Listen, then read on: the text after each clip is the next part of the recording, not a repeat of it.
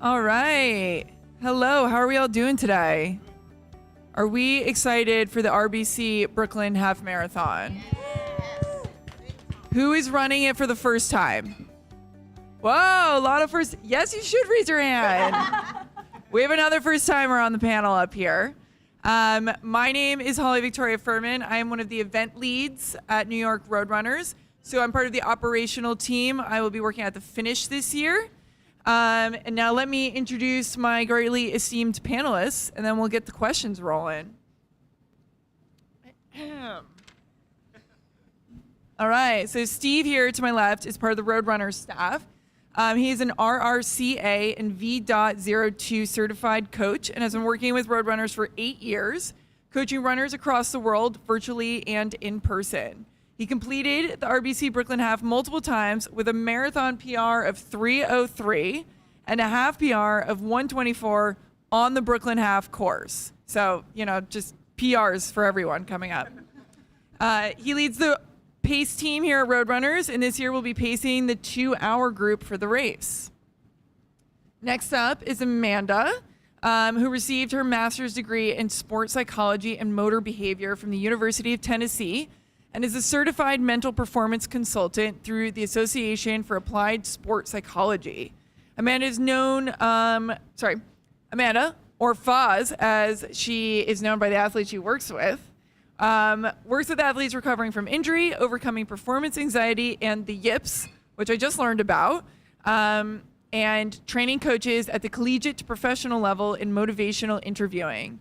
In the past few years, she's taken on a new sport identity as a runner, completing numerous half marathons, as well as running the 2022 New York City Marathon, which was her first marathon for the charity Strong Girls United. Up next, we have Sandra, who is a mother, an avid reader, and a runner. In high school, she ran the 100-meter dash as well as the 4x100-meter dash. And she runs in Prospect Park with our group training, and is training for the RBC Brooklyn Half Marathon for the first time, and just loves to run. And she was actually on our first panel, so we are happy to have her back and hear how her journey has been going. Next up, we have Kate, who is an exercise psychologist physiologist. Let me read my words correctly. Yeah, let me get those words correct. On the sports rehabilitation and performance team, as well as a metabolic testing coordinator. So there are a lot of syllables right there. Kate has worked in both clinical and commercial environments over the past 10 years. Her extensive experience includes coordinating research in diabetes and exercise, helping to develop metabolic testing, lecturing in strength and conditioning and motor development for both undergraduates and graduates, and consulting for various studio fitness companies. As an exercise physiologist, she has worked with runners, professional athletes, and weekend warriors performing exercise testing, exercise prescription, and teaching group fitness. We have a lot of expertise up here, so I'm excited to get these questions going and learn some myself. I always learn things on these panels. Learned about socks last time, so we'll see what we learn this time. So we're approximately 2 weeks out, that is terrifying, from the RBC Brooklyn Half Marathon. So let's start off with what our panelists think is the most important thing a runner should be thinking about right now in preparation for that May 20th deadline.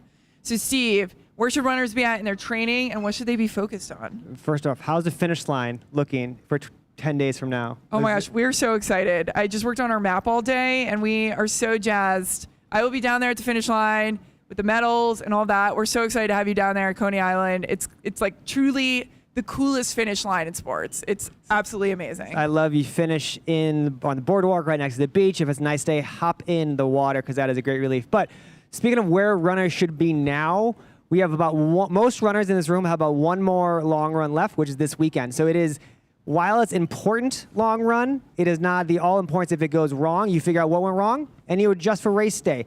But this is also the final dress rehearsal. So what shoes are you wearing on race day? You're going to wear those this weekend. What shirt are you going to wear? What shorts? What gels are you taking? We're going to have gels on the course. So if you know SIS and that works for you, we'll have that on the course. If not, try your own out. When are you drinking your water? When are you drinking a Gatorade? We are just practicing everything this weekend until the race. It's not, you probably won't go the whole distance for many people, and that is okay. The following weekend, we are recovering. We're bringing our mileage down the week after this. recovering, because nothing you can do really, when we're talking about it later, there's nothing you can do after this long run to get you faster or to run farther. So this is your final weekend. If it doesn't work out, something goes wrong, write that down and don't do it on race day. So you can learn either way, what goes right and what goes wrong this weekend, which is very important both ends. Great. So that's where we are, like, physically. So Amanda, where should we be at mentally and really looking at this last long run from a mental standpoint and setting us up for success on race day? Yeah, so on the mental side, one of my favorite quotes that we say a lot in my line of work is from Mike Tyson. And he says, everyone has a plan until they get punched in the face. Right? So that's no knock at your plan. I love that, though. I need to live up to that motto. I identify with that so much. So, Tell me more. Tell me more. Yes. So the biggest thing is that, do we have that plan to start? But then do we actually know what we're going to do when we hit that wall, right? When we actually get punched in the face, whether it's this weekend and it hits you now or for actual race day, right? And everybody's wall might look different in this room and when they might struggle the most or when something might happen that you weren't expecting. And so we're trying to prepare for that and know how we're going to respond now and what I'm going to turn to. And the number one thing I talk with a lot of athletes about is what we really get to when we talk about having some self-talk. And a lot of people think self-talk is around like, you're great, you're awesome, keep going. Not that that's bad self-talk, right? But we want to have something really believable. We want to have a statement that can really direct us and put us in the right direction. So a really, really simple one. I know when I ran the marathon in the fall, I did the long run, my last long run, and I could just notice like my knees were just like, they were barely getting anywhere, right? So my self-talk when it was really hard and it was really getting strenuous was pick up your knees, right? That was it. Pick up your knees, right? I've had athletes that really just say simple things, but they're directive, right? It's a reminder of what we're supposed to be doing when everything else around us feels like it's going to fall apart, right? We're able to remind ourselves and get back to that thing, and that's really what's going to help us when we get punched in the face. But I don't think there'll be any of that physically at the race, so. Let's hope not. Yeah, my two mantras are, it's just because you're going uphill, and morale is high. And I feel like if I keep saying morale is high, I will trick myself into thinking everything's okay. And weirdly, it sometimes works. I don't know, you just say it enough. But yes, if you see a hill and you slow down, it's just because you're going uphill and it will get better. You know, interestingly enough, you say that because, is my mic on? It's not on. Can we? We're working on it. Good. I think he's Okay. gotcha. So interestingly enough, you said that because at my last run, trying to get my mileage in, my knees started telling me, I kid you not, my knees started saying, Sandy, what the heck are you doing? You know, walk. And then all of a sudden, I heard Freddie in my mind, we are the champions of the world. And I just kept going, I just kept going, and I just kept going. So interestingly that you said that. If you have the best running coach next to you, right, be your own coach. Mm-hmm. Be your own coach in your brain. If the best running coach ever was next to you, they wouldn't be saying, stop, you don't got it. Like, slow down, walk, right? There's means that we can be our own coach in that moment, and deciding now what we're gonna go to is going to be the best thing we can do, because then it's not the first time when it actually hits us later on. Exactly. So Sandra, how has your training been going? Speaking of that long run and your pesky knees. Well, my training is going very well. Shout out to the best coaches, Prospect Park. Woo! Yeah, we have some really great coaches at Prospect Park, and training has been going really, really, really well. I've gotten my mileage. On the weekends, you know, I go and I try to put in my long times. On Tuesdays and sometimes on Thursdays, you know, they drilled us up the hill, down the hill, you know, to the point like I hear that old man doubt in my mind, like, Sandy, why are you going up that hill one more time? You know, but then you push through and you get it done. So my training is going really, really well. Yeah, all those hills in Prospect Park. There's a surprising But number there's of not them really a lot there. of hills. There's one major hill in Prospect Yeah. Park, if you know Prospect Park. That one major hill that once you start to climb, you're like, should I turn around and go the other way? You know? I always go the other way first. Me too. One is all you need. So, Kate, what does this last long run look like for those who may be injured? Or are there things runners should be cautious of with this distance to avoid injury? Yeah, so I think as runners, we're all very familiar with discomfort. Can we all agree on that, right? Like it's something that we work with. Aches, pains, soreness. I think at this point, you know, if you've been going through your training and there's something going on that is intensifying or getting worse, or it's affecting your gait in some way, or maybe like causing you to run a little funky, now might be a good time to check in with your like medical provider just to have the insight, right? And that's like the most extreme example. If you really are out there doing your mileage and things are not getting better, now's a good time to check in and come up with a plan. And that plan may be, okay, you know, we're gonna have a walk-run strategy in your back pocket, right? If you recover and rest over this next week or so, take a couple days off, you get out there, you do a nice recovery run and you're feeling good, just have this backup plan in your back pocket so that when you get out there, there's an if-then. If I start running and I feel that nagging pain and I'm not, you know, interested in getting hurt today, you might wanna have that option. Another thing to consider is that one of the biggest risk factors for something like an injury is fatigue. So in your training, like Steve said, we're kind of reaching that apex, your dress rehearsal. Make sure that you're really checking the boxes in terms of recovery, right? That might mean an extra rest day. That might mean slowing your pace down, or maybe not hitting the full mileage if you're really asking yourself how you feel. And just understand that the more tired and fatigued that you are, the harder it's going to be to really be on top of things. And that should be the priority so that you can get out there and have a good day and not, you know, not get hurt.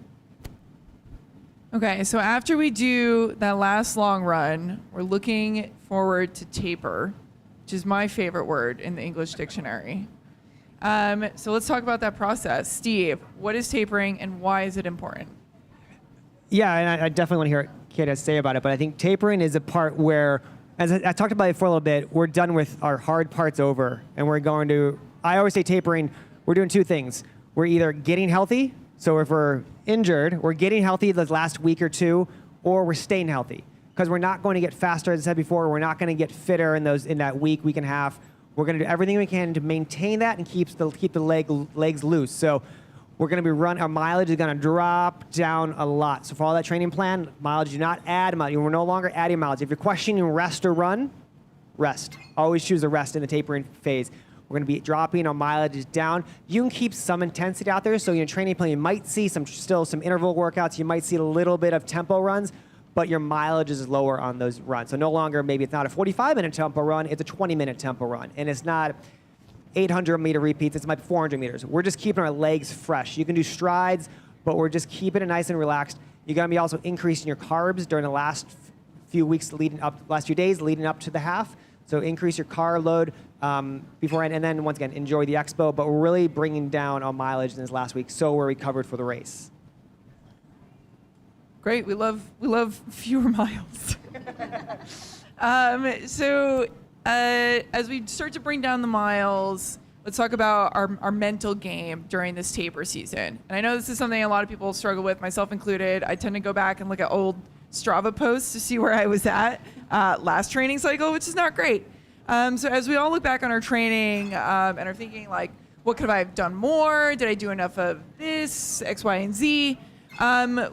What are some approaches that we as runners can use to sort of approach those mental demons? Yeah, mental demons. I like it. Bringing it home here. No, I mean, really what you're speaking to is anxiety, right? And the anxiety that comes from various different things, whether we're in our taper, we're in our long run, or we're not sure if we've done enough, right, going into it.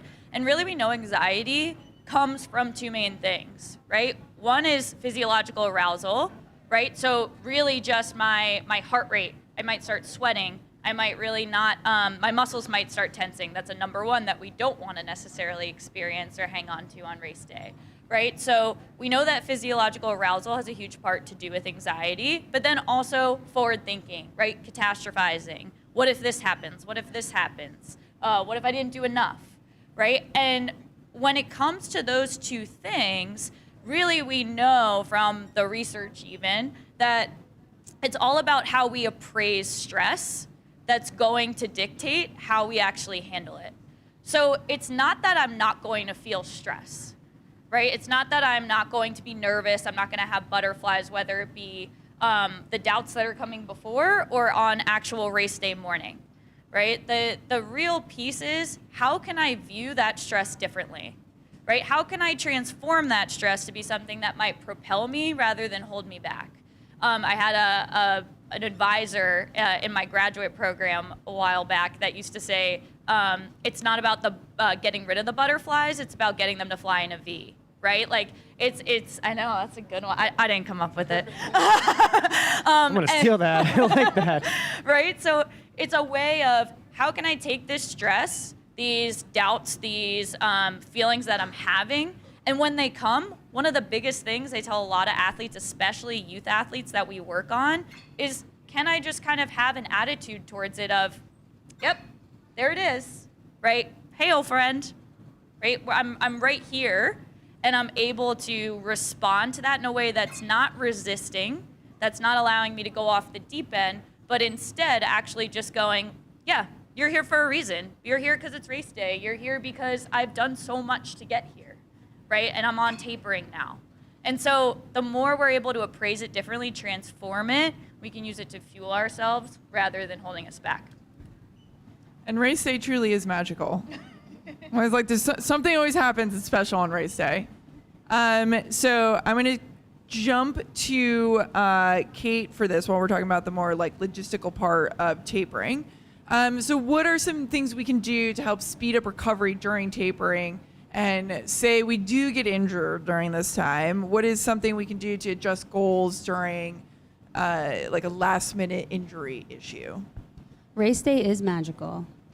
And that's why this time is so important. So one of the things that I tell my runners or people that I'm working with is that it's more than just what you're doing to recover, right? It's more than just a bath or foam rolling or, you know, watching your favorite show and not moving, right? It's the little things that you're doing in your life as well, right? It's, you know, getting the sleep, right? Choosing during that time, maybe you don't go out and party all night. I don't know your lives, but it's sometimes even those little choices that can help lead up to a great race day. So making sure that you're fueling well, making sure that you're not sort of adding additional like bricks of stress to that side of the seesaw, right? I always tell people, like, go out and do something nice that calms you, right? That makes you feel good. Take walks. If you like to go see a movie, go home and snuggle in bed. But think about that time as recharging your battery, and it will set you up to have a nice race day. It's almost like it's like a video game. Boop, boop, boop, boop, boop, boop, boop, right? You got to get all those little bars filled up.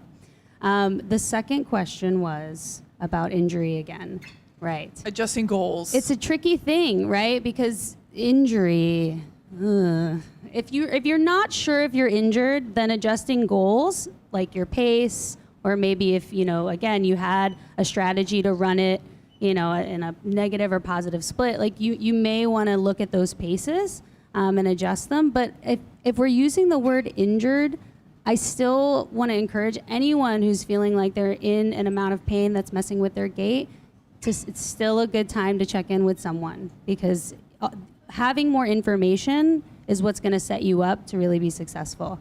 And I know that's tricky when, like, you know, there's only a couple days to the race, but ultimately, if you can seek some guidance, I recommend that you do that. And if not, you know, when you're out there, it's never a big deal to stop and take a stretch, stop at the medical tent, take a little bit of a walk at the hydration station, feel your body, shake it out. But if something is really messing with you, I think that the line between injury and regular discomfort is gray sometimes. So it's good to get as much information on that as you can. Knowledge is power. Knowledge is power. All right. Okay. So Sandra, what are your race day goals now that training is almost complete and you've gone on this whole journey? My race day goal has always been to finish. Woo. As long as I cross the finish line, that's my goal. You know, start and finish. I have no over expectations. Like one of the guys that trained with us in Prospect Park, he's like, "Oh, I have to finish this race in less than 2 hours." You know, I'm going out there and I'm looking at him like, 2 hours? If I finish in 10 hours, as long as I cross the finish line, that's my goal. No. You know, as you guys know, race day determines most of the time how you are going to perform. You know, you can have all these great expectations. I'm going to do this, I'm going to do that. And then race day comes. It might rain. You know, It might. you might fall. You might be so anxious. You know, you don't run as fast as you wanted to. So my goals and expectations are just that, to finish the race.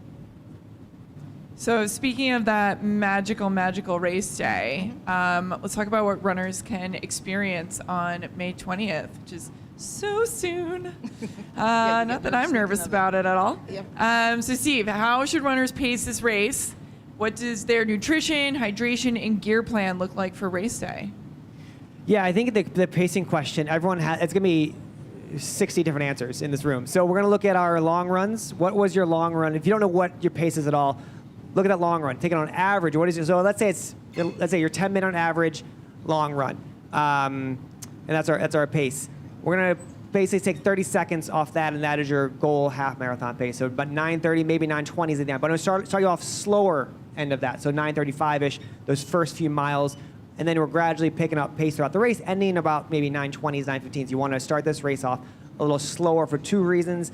One, it's crowded at the start. Washington Avenue is very crowded. It's very narrow, so you'll be slow. And also, you have the hardest hill in the race. As Sandra mentioned, Battle Pass Hill. Yes. It is not fun if you ever ran. It's similar to Harlem Hill. If you ran on it before, it's similar to that. It has the like false peaks, we call it. So that's the hardest hill of the course. After that, it is flat downhill to the beach finish line to give a Holly high five at the finish line. So it is a negative split course, as we call it, slower early on, faster later on. So use that to your advantage.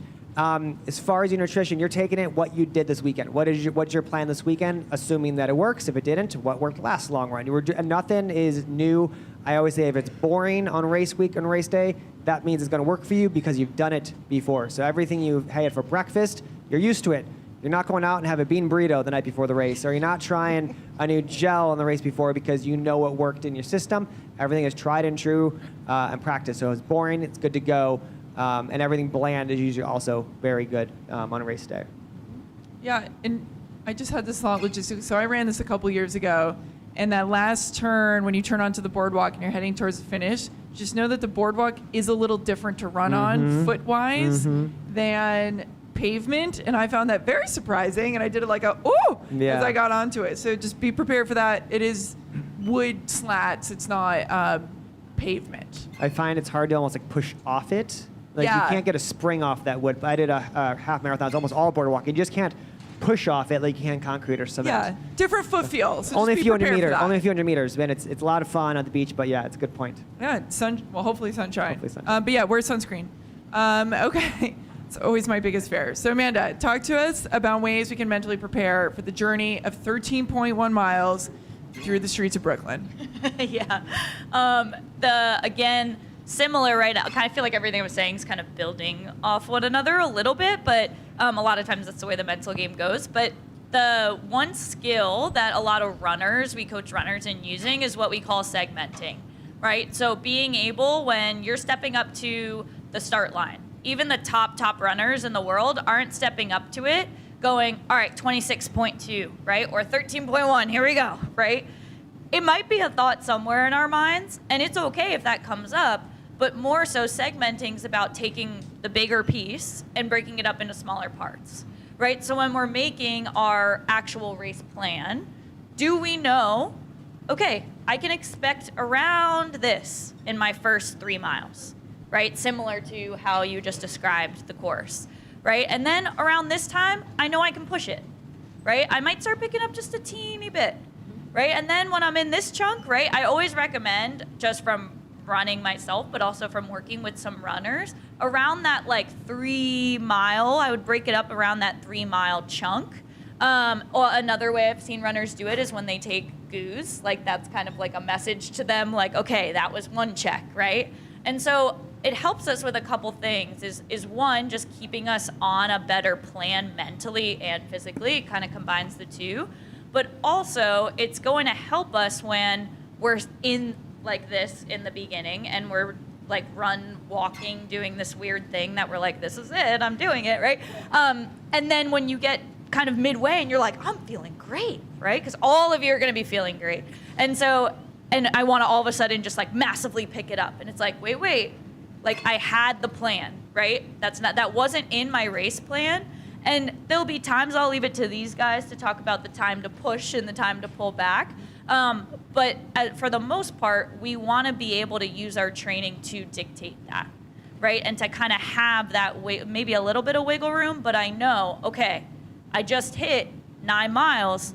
I know I can now get to this, right? Or I can now push to the end, right? Everyone in here is a different level of runner, so it's gonna look different for everybody. But having that kind of segmented plan not only helps us digest it a little bit better, but it can also be a reminder for our mental markers as far as when am I going to some of those mantras, right? When am I going to some of these mental skills that I've built? Because it's gonna serve as a physical reminder. I'm grabbing the goo, that's when I'm telling myself this thing, right? That's when I'm checking this piece off my race. And so that's gonna be the biggest piece that can lead us when it comes to the big mileage.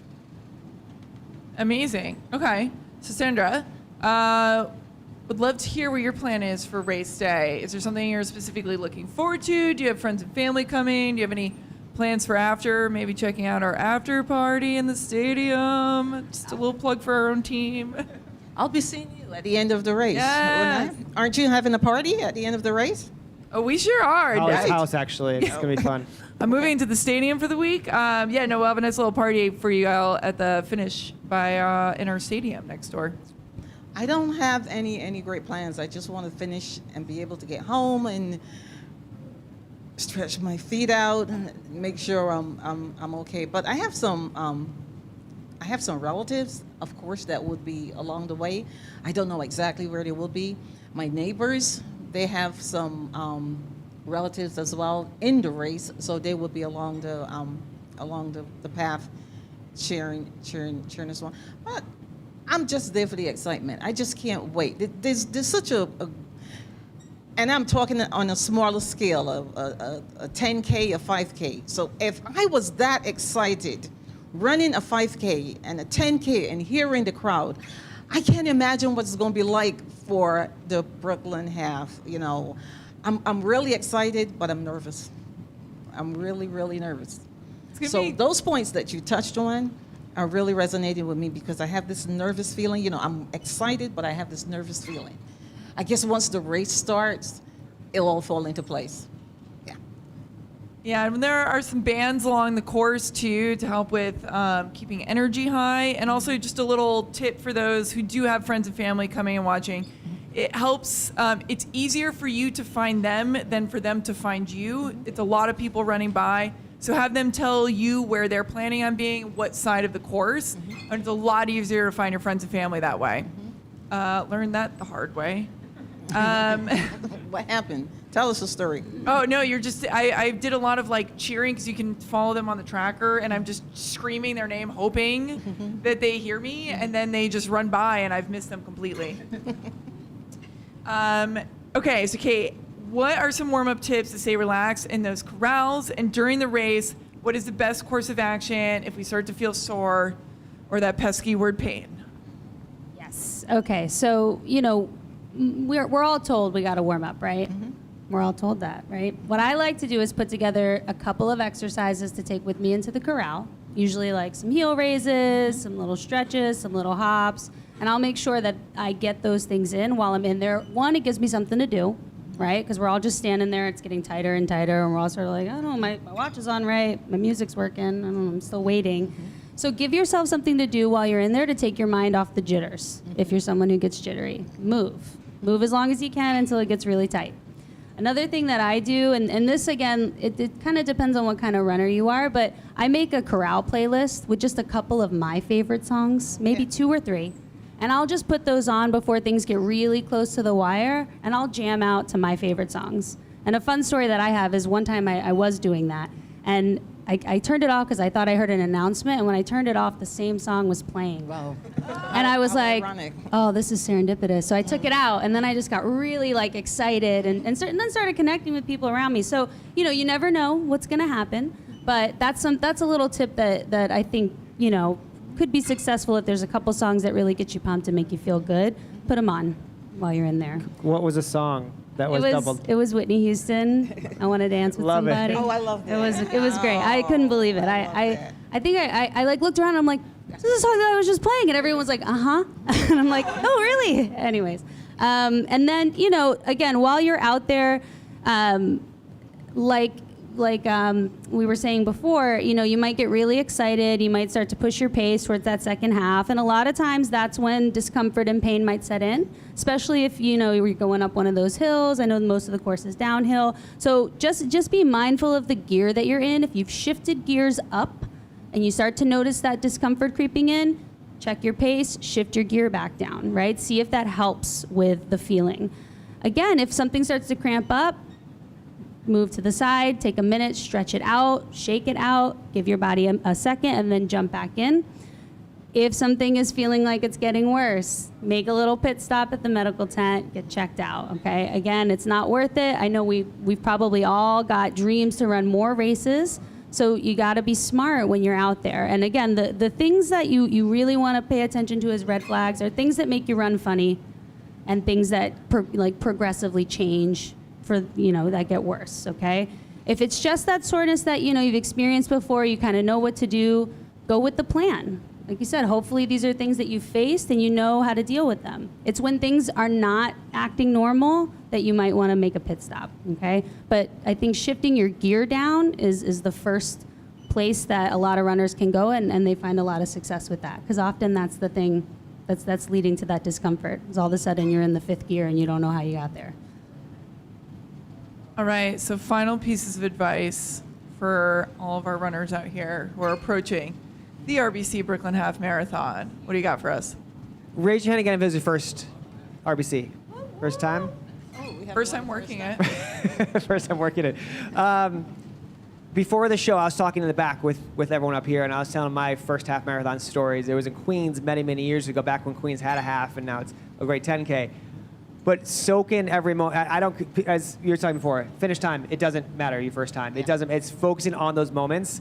Obviously come prepared, and to my mind, have a goal pace so you don't go out too fast. All of a sudden, am I doing 8 minutes? That doesn't make sense. So have a idea of pace at the start, and listen to your training plan and trust your training, but soak in going that busy start of the race, the first mile, it's crowded. Soak that in, enjoy that moment, because you remember that moment for a long time, and you remember what it's like going down the hill in Prospect Park. Because we talk about going uphill all the time, but going down is so much fun on the other side of it.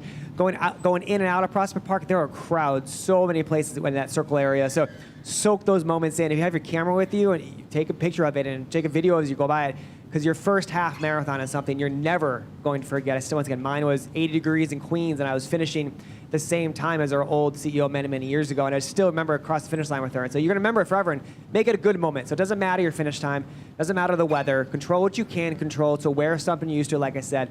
If it rains, cool, you're going to get wet. If it's hot, we're going to sweat. It's fine. But control what you can control, and smile every moment on course, because that's the race you're going to remember for the rest of your life. Yeah, it poured rain during my first half marathon. Mine was Fred LeBeau, and it just poured rain, and it was better than the ice freezing, though. Oh yeah, it was a very humbling run. But yeah, I think it's also really important. I think we all have a village who help us get to these, apexes in our life. But I think it's also good to realize that, like, you were the one who put in the miles, you were the one who put in the hard work, and really acknowledge that, and like give yourself a pat on the back for that, because it is a big and hard journey to get to the end, to get to that finish line, and really, hold on to that for yourself. What you got for us mentally? Yeah. First off, if you're here or watching this, or however that looks like, clearly you've invested in this that's coming up, right? Like that's number one, is clearly you care, clearly you're doing the right things. And you're gonna show up on race day and that's gonna come through, right? Even if it's not the time I wanted, or I had to walk, or I had to hit the medical tent, like, you're doing all of the things now to get yourself ready. That's number one. No, the other part is, why are you doing it in the first place, right? Like, to PR and hit the time, okay, maybe there's some people that are on that track, right? And they've done many half marathons before. But for a lot of people, it's to have fun, right? And so stop and have a dance break at one of the like people that are playing guitar, or, you know, it's like sing the music, or I always try to run without headphones. Me too. And I see like kind of how, and usually I make it the whole time without it. Because you're high-fiving people and you're having a good time, and like set out before you even start, like reminding myself why I'm doing this, right? Because that's gonna kind of stick with us the more and more we go, especially if it's our first time. And I remember really quickly my first the marathon this past November. I was going over the Queensboro Bridge, and it's like literally silent, and everybody's Weird. it's So so weird. terrible, and everybody's just like breathing, and you're like, all right, like, and yeah, like you're at a weird mileage where you're like, I'm not almost done, but I just did a lot. And I remember turning to this girl next to me, and I just said like, we got it, and she was like, yeah, we got it. And then it was really cool. We were coming around the bend to finish, like I could see the finish line. And I was like literally getting all emotional, and I turn, and this girl is standing next to me, and she goes, we did it! And it was like very cool. What an It was awesome kind of like a full circle moment, but I don't say that because, you know, there'll be some magic full circle moment of music, or maybe there will be, if we're looking for it, right? Like if we're putting ourselves in positions to make it happen, like it's gonna happen. And so I think when you come with that attitude and you come with the purpose of this is why I'm doing it, I'm here to have fun, it's only going to serve you kind of full circle in the end. Okay. So agreed. Take it away. So agreed. Don't be so hard on yourself. You know, you have all these great expectations, and that's fine. You know, everybody wants to, you know, finish at the top. But don't be so hard on yourself. Just go out there and run and have fun. Make a friend along the way, somebody that you can work with towards other races. Kate, what you got for us? How am I going to follow this up, guys? I have to have even more good advice. No, I think I agree with what everyone shared, and I think, you know, going into it like with your eyes open and your heart, right? So that's kind of like the proxy, right? A lot of times we put in our headphones, we put our head down, and we're like, I just got to get through this. But if you look up and you look at Prospect Park and the trees, hopefully we have sun. And you check out that long, flat downhill road to Coney Island. And as you approach, you start to see the aquarium. And so open your eyes while you're out there, right? Look around, see the people working hard around you, draw inspiration from them, inspire them back with your energy. You know, a lot of times we often think of the race as the thing that I'm doing on my own. It's my own hard journey to carry. And that sometimes that serves a function, but I think a lot of times the magic does come when we look up and we open our eyes. So give yourself some grace. Thank your body for the work that you put in, because it's about the journey, right? It's not just about that race. It's about all these weeks that have gone by that you've been putting in work. And then the cool thing is that you love it so much, you sign up for another one, and then you do it all again. Exactly. Over and over, because that's what we do. But again, eyes open, heart open. You'll have a good time. Or you just forget what it was like before. No, I'm just kidding. Right. Well, I just had a baby about 9 months ago, and I Wow, just ran my fantastic. first half, and I was like, wow, I forgot about this. I gave myself a lot of grace that day. And I think something that we say at Roadrunners a lot in terms of also like looking at those around us is we have a saying that's see a volunteer, thank a volunteer. So we have a lot of folks out there helping along the course. They're volunteering their time. So if see a volunteer, thank a volunteer. Okay, and now let's do questions. What do you got for us? What's that mean? Feel free to raise your hands if you have any questions for our lovely panelists. Nothing? There isn't one question in anyone's we were brain? so clear and Wow, concise. thank you. No, you can just take it from there. Yeah. Question. Does it work? Yeah. I just heard myself. All right. Name is Yelena. I just did Shape Plus Health. This was my first half ever. And is it wise of me to do RBC as well? Of course. Well, How thank are you you for feeling? running that race. I led that race, so I'm very happy about that one. And I love a good women's race. But I'm going to hand it to somebody who knows more. Yeah, you definitely, yes, 100%. You can do both. So a lot of races, if you did like an AF or Shape Women's Half, it takes you about 2 weeks to recover from a half marathon. Give it a mile, for every mile you run is about a day to recover. So a half marathon is about 2 weeks, math-wise. So you don't have any time to really train again.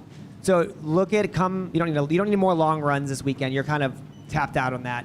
So see how you feel going into the race. Start off more conservative than you maybe would have, assuming you're fully healthy and you don't need no injuries.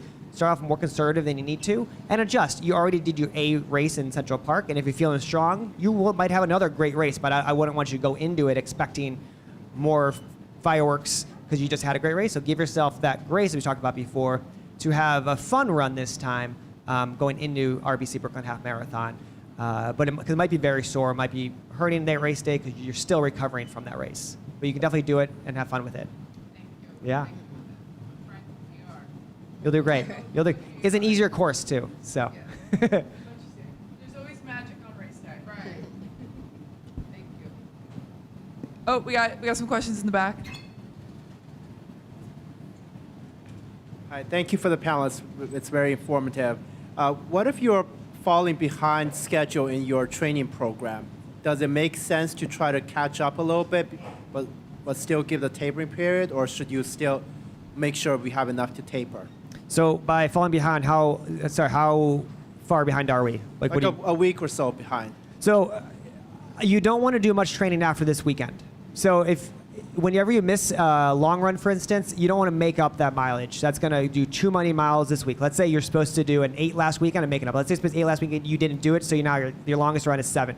I don't want you to jump up to 10 this weekend because that's a lot more mileage that your body is not ready for. So go back to where you're supposed to be. So you're going to do 8 last weekend, do about an 8. It's like 7 or 8 this weekend, and that's fine. Whatever your mileage, I make it up obviously, but whatever your mileage is supposed to be, you're not going to add more mileage. You're just going to take it from where you were before. So you're adjusting your mileage, and I can look at your plan after this chat, maybe more detailed, but we're not making up mileage, and you're just kind of taking it from where you were and growing from there.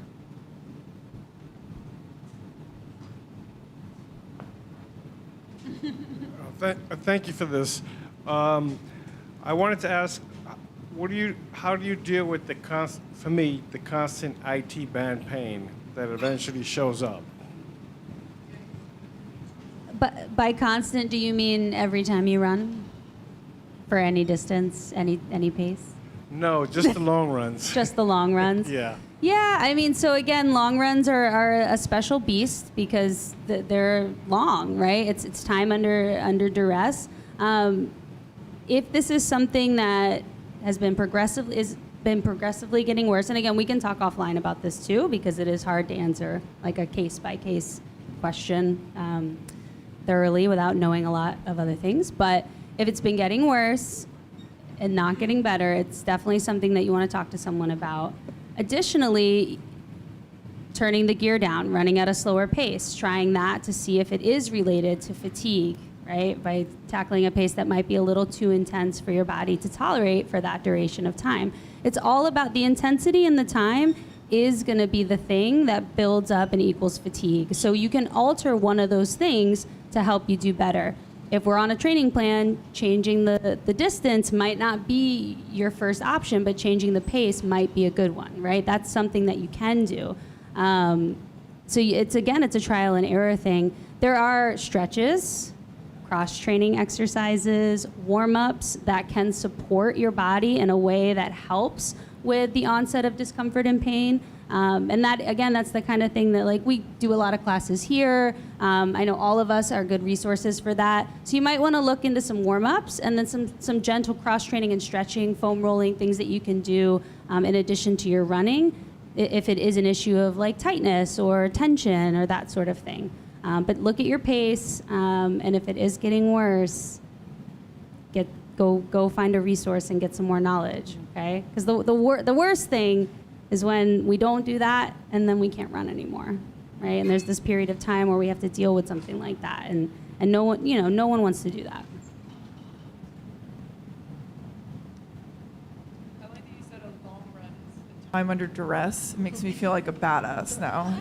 Well, I am the metabolic testing coordinator, so I tend to think in different terms. No, I just felt way cooler about all my long runs. Do we have any more questions? Do we have any online? Oh, yes. Yay. Hey everyone, sorry for jumping in a little late, and I apologize if this question was already answered in the first half, but I was curious to know a little bit more about the taper week strategy. I know some people do a shakeout run the morning of, some people do a run the day before, so I'm curious to know what's the best strategy there. I think if you asked every single runner, you're going to get a different answer. So it really depends on what's good for you. Some runners will not do a run the day before the race. They're going to come to the race feeling tired, but for a lot of people, it's more, I think, mental. You feel more confident if you do a lot of people feel it's a confidence builder, that shakeout run. They might do 2 miles, 3 miles, and then just strides back and forth. Say, oh, I can do that pace. I can maybe just ride a little faster than the pace. To show them, once again, it's a confidence booster to show what you're doing. Is it going to literally help you? Probably not. But it's going to, once again, there's a mental aspect which does help you. But from a physiology standpoint, I don't know if a shakeout run actually does help any muscles on race day.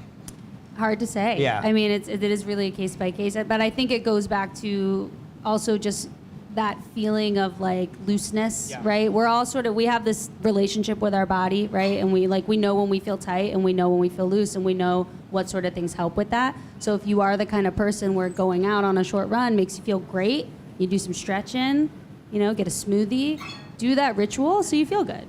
And if you're like too wigged out by that, then don't do it. But again, it's not gonna have too much of an effect on your run. Now I want a smoothie. That's all I can think about. Do we have any online questions? No online questions. Wow. Any other questions from? Oh, yay! I'm like celebrating every time we have a question. Hi. First, I want to say thank you for all the tips, especially as a first-time runner myself who's know I'm going to run a little bit slower than I'd hope, but it's the first time. Thank you for that, and thank you for the relief of the walk-run strategy. But I do have a question about fueling, carb loading. What kind of dishes do you have in mind that you suggest that we eat a few days before the race? And hydration as well. Yeah, I think all of us can definitely chime in here because they're all different takes. I think so. Look at what happened in your long runs. So what did you have during that 8-mile long run, 6-mile long run this weekend? What's worked for you? And you want to keep, assuming it worked for you, you want to keep that same thing. There's no magic food that's going to help you. A common dish is like a pasta kind of stuff. That's what a lot of people do, but a lot of people don't like pasta or they can't eat it for whatever reason. So some people do. I do plain white rice for 3 days straight. I'm just very simple because I know it works for me, but not everyone does that. So it really depends on what works for you. You want high carbohydrates, some proteins in there, but what works for you on your long runs is the go-to. If it's boring, because you're like, I've had this a lot for the last 8 weeks, that's what you want to have. Nothing new. You do? So that's good, yeah. I would just chime in and say, if you don't typically eat a giant bowl of pasta at night and you don't typically know how it will make you feel overnight or in the morning, maybe go with pasta for lunch or a couple days before. And you don't need to have a ton more than you would normally have. You might just proportion your plate to add towards carbohydrates. So it's not 5 bagels, right?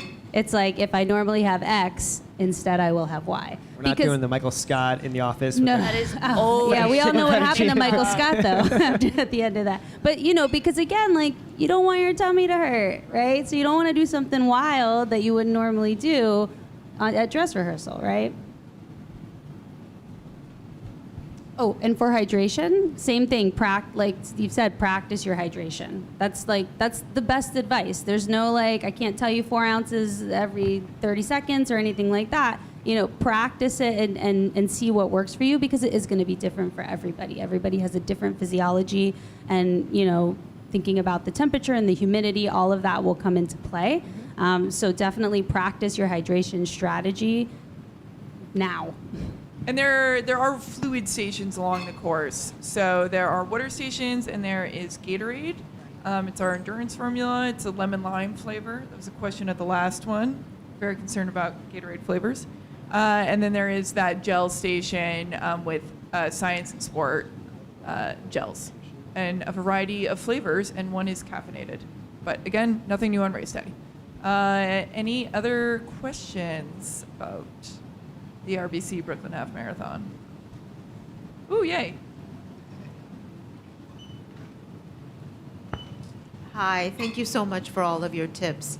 I also came a few minutes late. So my question is, this is my first RBC, but not my first half.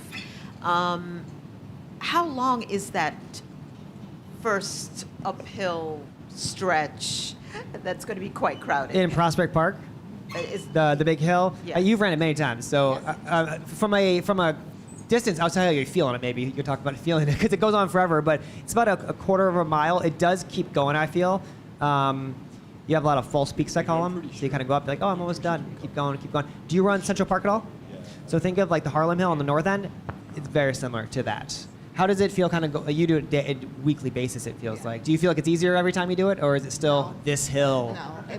The funny thing is, this is a mental block for me. As soon as I start to approach that hill, I'm like, Sandy, what are you doing? Sandy, what are you doing? Sandy, turn around and go the other way.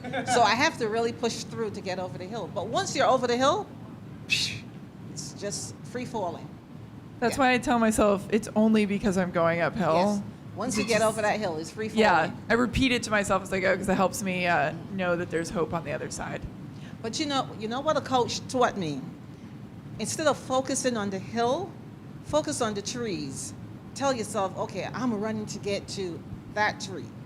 And then you keep going. Once you get to that tree, I got to get to the next tree. And before you know it, you're over the hill.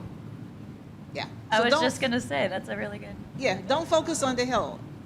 My Brooklyn coaches, they're the best. Shout out to Brooklyn coaches. Yes. They just take you through the pace. Don't focus on the hill, just focus on the tree. Tell yourself, okay, I got to get to that tree. And once you get to that tree, I got to get to that tree. And before you know it, I was over the hill. I didn't even feel it. You know. So And I would say too, go down a gear, slow down a little bit, save your energy because you don't want to sort of like it's a quite an intense bump in the work when you start to go uphill, especially that one because you're like quite literally looking up and it's going up while you're running it. And then when you get over the hill, give yourself a second to get back to your pacing. You don't necessarily need to go right back up to whatever pace you were prior to the hill. Give yourself a couple minutes to sort of let your heart rate come down a little bit, clear out some of that lactate that might have accumulated so that you don't have that burn going on. And then once you flatten out for a couple minutes, then you can say, okay, I'm ready, and get back on pace if you're someone that's following your pace. But that, I promise you, giving yourself those couple of minutes will help you feel less fatigued as you come onto the flat stretch.